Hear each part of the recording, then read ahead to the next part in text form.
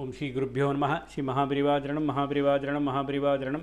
இன்றைக்கி தெய்வத்தின் குரல் பாகம் 5 சங்கர சரிதம் என்ற தலைப்பில் பிரிவா சொல்கிறத மேலே வாசிக்கிறேன். இது பக்கம் 865 ஆரம்பிக்கிறது.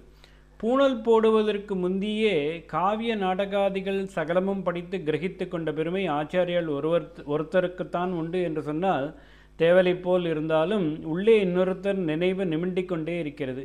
அதனால் அவர் யார் என்று சொல்கிறேன். வேறே யாரோ சொல்லாமல் அந்த ஒருவரே தமக்கு பூணல் போடுவதற்கு முன்பே இருந்த புலமையை குறிப்பிட்டு எழுதி வைத்துவிட்டு போயிருக்கிறார். அவர் பேர் ராஜசூடாமணி தீட்சிதர். 350-400 வருஷம் முன்னால் இருந்தவர். அப்பைய தீட்சிதரின் மைத்துனர், மனைவியின் உடன் பிறந்தவர். இவர் உபநயனத்துக்கு முந்தியே காவியங்களை படித்தது மட்டுமில்லாமல் படைத்தும் விட்டார் என்று தெரிகிறது. கமலினி கலஹம்சம் என்று அவர் எழுதியுள்ள நாடகத்தில் பிரம்மாவின் ஒரு பத்னியான காயத்ரி என்னை வந்தடைவதற்கு முன்னேயே, அதாவது உபநயனம் ஆவதற்கு முற்பட்டே அவருடைய இன்னொரு பத்னியான சரஸ்வதி என்னிடம் வந்து சேர்ந்து விட்டால் காவிய புலமை ஏற்பட்டு விட்டது என்று சொல்லியிருக்கிறார். அதற்குரிய பாலப்பருவத்திலேயே பூணல் போட்டுக்கொண்டு காயத்ரி மகிமையாலே காரியமெல்லாம் செய்ததாக காட்ட வேண்டுமென்றே ஆச்சாரியாலும் சம்பந்தமூர்த்தி சுவாமிகளும் உபநயன சம்ஸ்காரமான பிறகுதான் அவதார காரியங்களை விசேஷமாக பண்ணினார்கள். நமக்கு பாடமாகவே அப்படி பண்ணியது. பரமதங்களை நிராகரணம் பண்ணி சனாதன மதத்தை நிலைநாட்டியதே இருவரும் செய்த அவதார பணி. அதனால் இப்பொழுதும் நாம் கன்வர்ஷன் நடக்கிறதே என்று கண்டன கூட்டம் போடுவது, கான்ஃபரன்ஸ் நடத்துவது, முற்றினால் பதிலுக்கு அடி உதை என்று கிளம்புவது எல்லாவற்றையும் விட முக்கியமாக முதலாவதாக நம் பசங்களுக்கெல்லாம் 8 வயசில் தப்பாமல் பூணலை மாட்டி தாஜா கிஜா பண்ணியாவது தினம் சகசிராவர்த்தி ஜபம் பண்ண வைத்து விட்டால் போதும். மந்திர சக்தியில் மதாந்தரங்கள் எல்லாம் ஓடிப்போய்விடும். குழந்தைகள் கொஞ்ச நாள் பண்ண ஆரம்பித்து விட்டால் போதும், காயத்ரி அவளே அதுகளை பிடித்து கொண்டு விடுவாள்.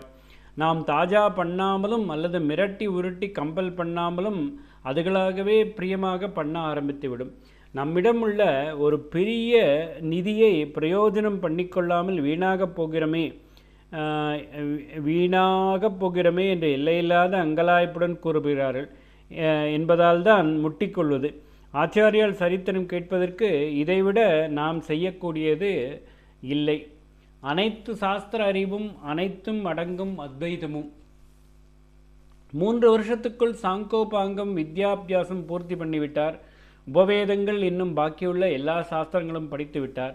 ஆச்சாரியால் அதிவிரைவில் சகல சாஸ்திரங்களையும் கற்றுத் தேர்ந்ததை பற்றி ஒரு ஸ்லோகம் இருக்கிறது.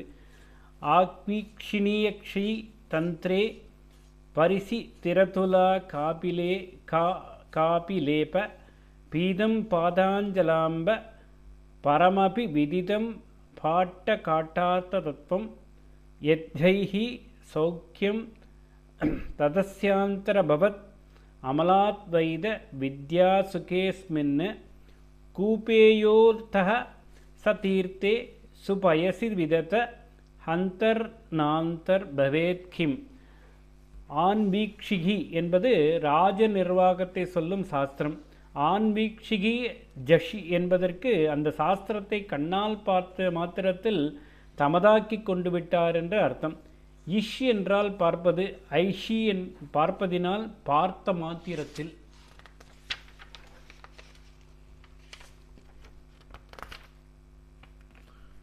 அப்புறம் கபிலர் செய்த சாஸ்திரம் காபிலே தந்திரே என்று வருவது, அதுதான் சாங்கிய சாஸ்திரம். அதிலும் ஈடிநிலையாத பரிச்சயம் பெற்றார். பரிசிதி அதுலா லேபே பாஷ்யத்தில் மீமாம்சைக்கு அடுத்தபடியாக ஆச்சாரியால் திட்டியது அதைத்தான். மாற்று சித்தாந்தங்களையும் கச்சடர கற்றே கண்டனம் பண்ண வேண்டும். ஆதலால் அப்படிப்பட்டவற்றையும் ஆச்சாரியால் போன்றவர்கள் டீப்பாக படித்திருக்கிறார்கள். அதுவும் மன்னியில் மாற்று சித்தாந்தம் என்பவற்றிலும் கூட எல்லாமே கண்டனத்துக்குரியது என்று வைத்து விடாமல் நல்லதே நல்லதென்று ஒப்புக்கொண்ட பெரியவர்கள் எடுத்துக்கொள்வார்கள். இப்படி சாங்கியம் மீமாம்சை எல்லாவற்றிலும் உண்டு. அதற்காகவும் ஆழ படிப்பது, வித்யா சம்பாதனம் என்று வரும்போது பக்ஷபாதம் இல்லாமல் களவும் கற்றுமர என்றிப்படி எல்லாம் தெரிந்து கொள்வதே நம் பூர்வீகர் வழி. இதனால்தான் அத்தனை ஒதுக்குப்புறத்திலும் வைதிக சம்பிரதாயத்தை அனுசரித்து வந்த மலையாளத்திலும் இந்த சாஸ்திரங்கள் தெரிய வந்து குருகுலத்தில் சொல்லிக் கொடுத்திருக்கிறார்கள். அடியோடு தெரிய வேண்டாத எதிர்க்கட்சி என்று எதையும் வைத்து விடாமல் திறந்த மனப்பான்மையோடு வித்தியை அணுகியது நம் புராதன பண்பாட்டில் மிகவும் பெருமைக்குரிய ஒரு அம்சம்.